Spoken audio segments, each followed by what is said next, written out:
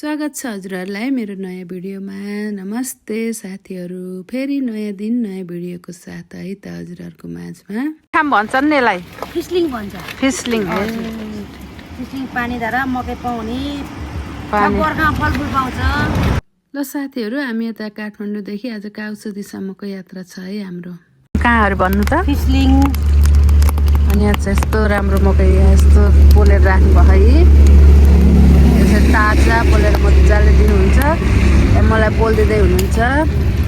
हजुरहरू पनि यसरी बाटोमा यात्रा गर्दै गर्दा बुटोल काठमाडौँ हिँड्दै हुनुहुन्छ भने पसरै बहिनीको मकै चाहिँ नबिर्सिनु है, खानु मिठो छ।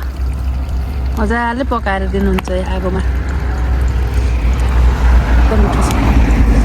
हामी पनि यहाँ बहिनीसँग मकै खान लाग्छौँ। फर्किँदा पनि खाने हो, मिठो छ। फर्किँदा पनि खाने हो, मिठो छ।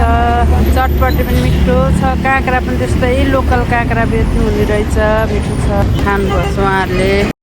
अब यहाँबाट हाम्रो यात्रा सुरु भयो त काँक्रा मकै अनि चटपटे खाएर अब हामी मुङलिङतिर लाग्यो साथीहरू। मुङलिङ आइपुग्यो है। ल साथीहरू, फाइनली मुङलिङ चोक आइपुग्यो है त हामी मुङलिङ आइपुग्यौँ साथीहरू। एकछिन बसेर आराम गऱ्यौँ, यताउता बजारहरू घुम्यौँ, फ्रेस भयौँ, हात खुट्टा मुख धोएर त्यहाँ चटपटे पानीपुरी खाएर फेरि यहाँबाट पनि लाग्यो। अब हामी नारायणघाटतिर लाग्यो है साथीहरू। हाम्रो यात्रा सुरु भयो। यता मुङलिङबाट यता लागेपछि त बाटो पनि एकदम राम्रो छ। हेर्न कस्तो मजाले फिलिलिली गर्दै हामी नारायणघाट बजार आइपुग्यो साथीहरू। फाइनली हामी नारायणघाट बजार आयौँ है। नारायणघाट बजार आइयो है साथीहरू। नारायणघाट चोक आइयो। पाण्डे दिदीका दाइरा दिदी भएर नारायणघाट चोक। हामीहरू नारायणघाट चोक आएर एकछिन बस्यौँ, फ्रेस भएर खाजासाजा चियाहरू खाएर हामी फेरि बाटो लाग्यो है त साथीहरू काउसदीतिर।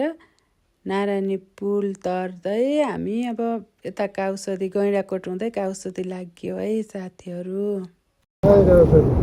काउसदी आइयो।